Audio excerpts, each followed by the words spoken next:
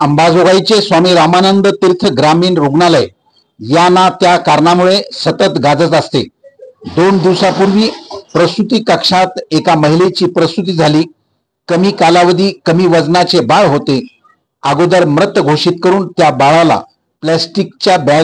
प्लॅस्टिकने pack करून ठेवले व बाळ रात्रभर पॅकिंग मध्ये होते।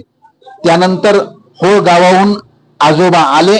डॉक्टरांनी ते पॅक करून ठेवलेले पार्सल आजोबाकडे दिले। आजोबाने मोटरसायकलच्या हँडलला ते पार्सल लटकावून गावाकडे घेऊन गेले। खोऱ्याने खड्डा खोदत नसल्याने टिकाव शोधत आजोबा व्यस्त होते। त्या दरम्यान आजीला आपल्या नातवाचा चेहरा पाहावा वाटला म्हणून पॅकिंग केलेला गठ्ठा सोडला।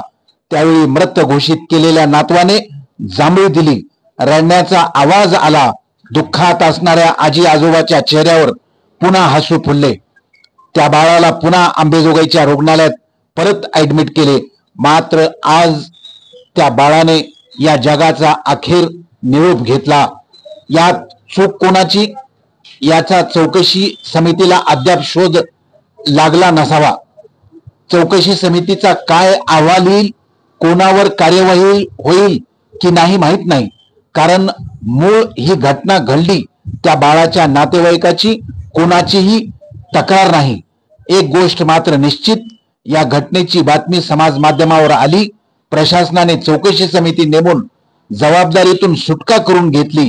प्रसूती कक्षच नव्हे, सर्वच विभागात अशा घटना अलीकडे जास्त घडू लागल्या आहेत। डीन पासून डॉक्टर, विभाग प्रमुख, निवासी डॉक्टर, परिचारिकासह सर्वांनी या घटनेतून धडा घेणार आहेत की नाही, हा मूळ प्रश्न।